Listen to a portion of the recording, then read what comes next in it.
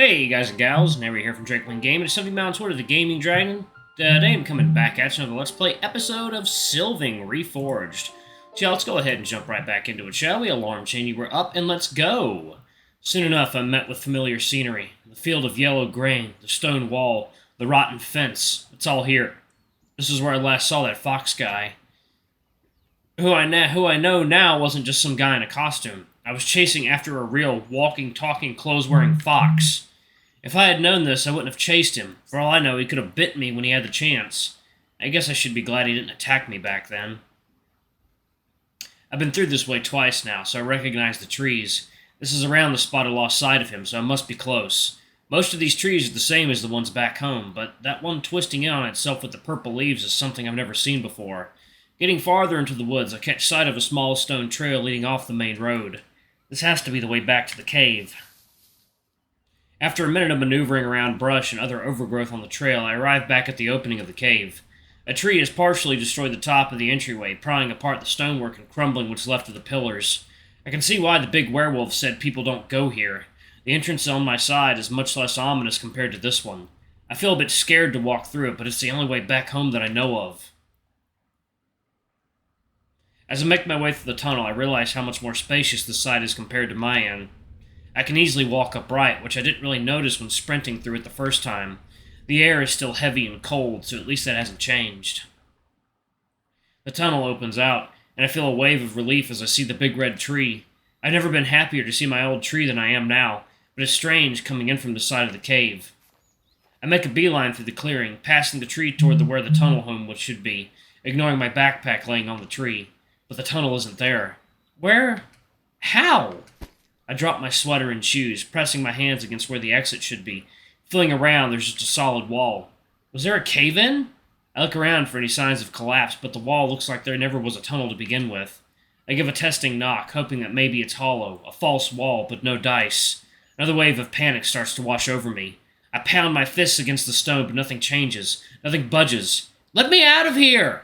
I don't understand what's going on, but I can't just stop here.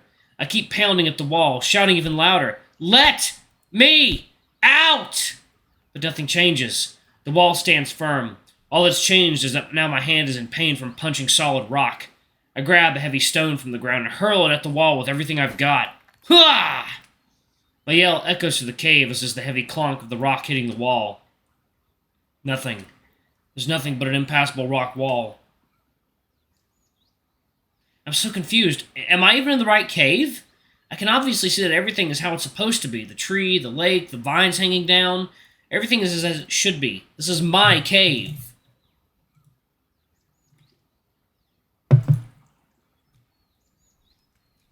Except the tunnel switched?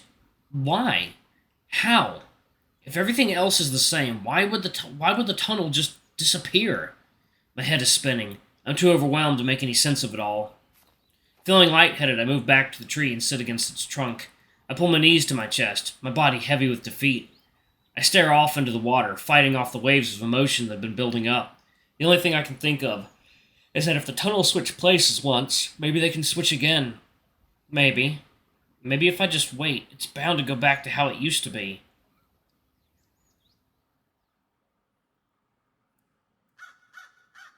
Nothing's changed. It's been hours now, but the new tunnel is still there and the old one isn't. I adjust my sitting again. Been sitting here for so long that my butt's starting to feel sore. I just have to wait here until it turns back to the way it was. It's going to. It has to. Looking up through the big hole above me, I watch the sky dim with the pink and yellow hues.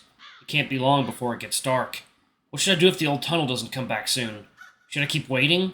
I'm scared that if I leave, I'll miss my chance. Man, I'm hungry. Wish I had bought that baguette from the convenience store before coming to the cave the first time, or grabbed something to eat before leaving the house. Got nothing but my notebook and pencil case in my backpack. Well, there were those blue mushrooms in the wolf's kitchen. If they're edible, I might be able to find some in the woods.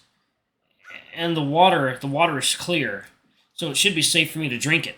Probably. It's not exactly an ideal plan, but it's not like I've got many other options right now. Thinking hard about what to do, I spend my time exploring this body, mostly my face, being all alien to me now. My nose and chin are abnormally large and fuzzy, with whiskers twitching as they brush against my furry hands. I move my hands up to my head and feel my big rounded ears. I give them both a gentle tug to see if they're really attached to my head. Taking a look at my hands again, I inspect the pads on my fingertips and palm. I still can't believe my body changed like this. No matter how much I stare at them, it just doesn't fully sink in. Footsteps. I look over to see a familiar brown figure emerging from the tunnel. I cover my head with my arms, hoping that he'll magically just go away. Aron! I can hear him taking his steps towards me, getting closer and louder. I'm frozen, unable to run away. Taking his last step right next to me, there's a moment of silence. I refuse to open up my eyes. I just want this dream to end. Animal people, wearing clothes in a medieval-like place, and can even talk. Don't be afraid. I won't hurt you. This is all just a weird dream. It has to be. There's no way any of this is real. Just let me wake up. Please. Listen, you must be scared and very confused right now, Aron. The tone in his voice is now low and softer, yet composed. Not even a hint of being angry or upset. I want to help you, but to do that, I need you to tell me what happened. Regardless of your answers, I won't hurt you. You have my word.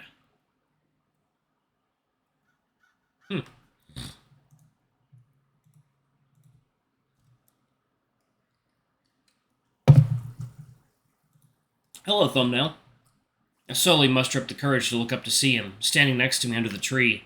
He's tall enough to grip one of the lower branches, his gaze solely focusing on me. Still, he doesn't seem tense. Judging by how loose his grip is on the branch, he's calm, even when his face looks serious.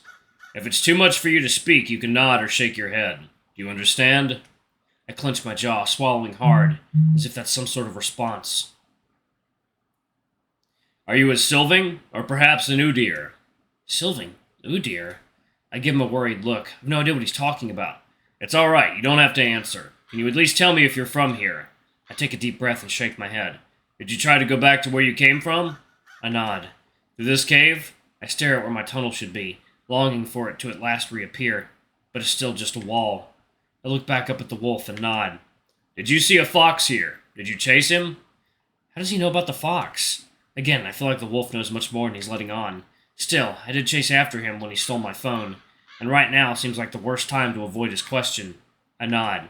Aron, you're not really a lion, are you? My blood freezes and my heart skips a beat. He knows. He knows that I'm not like him, like any of them. I'd hold my knees to my chest, preparing myself for what he'll do next, but he just stands there, looking at me. I see. For now, I need you to come back with me to the village. Can you stand? Back to the village. I spent all afternoon trying to leave it, but I have nowhere else to go. I uncurl, using the tree for balance as I hoist myself back onto my feet. My legs are a little numb from sitting for so long, but I keep myself upright. You must take your belongings with you. I grab my backpack and stuff my shoes into it. I pull my sweater on and follow the wolf out of the cave.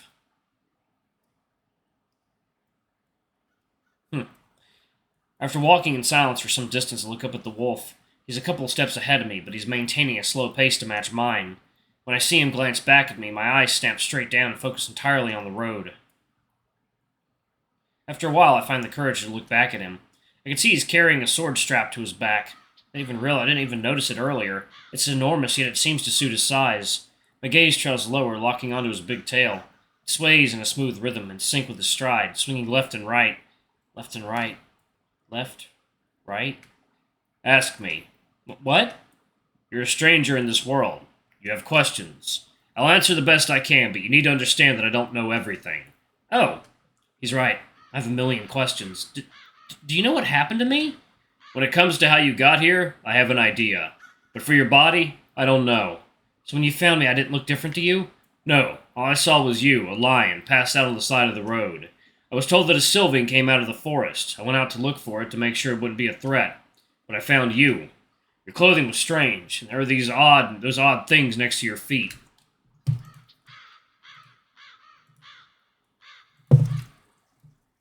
But you were unmistakably a lion then, just as you are a lion now. The fever you had was dangerously high. I tried to wake you, but you were out cold. So I carried you back to the village, hoping you would recover and tell me what happened. I thought you might have been involved because of your unusual garb. When you finally awoke, I was relieved. You had been asleep for over a day, and the speed of your recovery wasn't anything short of a miracle. From the moment you saw me, I knew something wasn't right. Most of what you said didn't make a lick of sense. The way you reacted and the answers you gave. At first, I thought you could be an eccentric noble who just liked wearing strange clothing, or a new deer in disguise. Rival root isn't bitter. What? Rival root. You said you can handle the bitter taste, but it isn't bitter. It has a milk-like taste. It's a common household ingredient, which made me suspect there was something more to you. I gave you the benefit of the doubt and assumed your mind was still clouded by the fever. When you told me about the cave with the red tree, I suspected the worst and thought you might be dangerous. I was ready to restrain you should you abandon the facade. But that was a mistake on my part, and I am sorry. You're obviously frightened. Had I not overreacted, I would have seen that you honestly had no idea what was going on. He gives a deep sigh and rolls his eyes as if scolding himself. I really want to fetch you those roots. There was no point in questioning you further while you were so rattled. I was hoping by the time I returned you would have calmed down and been more willing to talk. Never imagined you'd take off like that, not right after waking from such a severe fever. I rubbed the back of my neck. Sure, I felt a little bad for running off, but it's not like the wolf had been doing much to put me at ease. I was just really scared. No, I understand. I should have been more careful. I can only imagine what you're going through. To think that you're a Sylving of all things. The big wolf goes silent again, getting lost in his thoughts. I want to ask what that word means, but it doesn't feel right to ask that now. The streets are mostly empty as we enter the village. Street lights are lit, and we don't pass a soul on our way to the market. The busy stalls from earlier are now closed and silent. 2 drunks are coming down the street towards us. One's shirt is too small to hide his gut, and the other's breast has slipped out of her dress on one side. Both yell and laugh boisterously. I hide myself behind the wolf, not wanting to be seen, or worse, bump into them.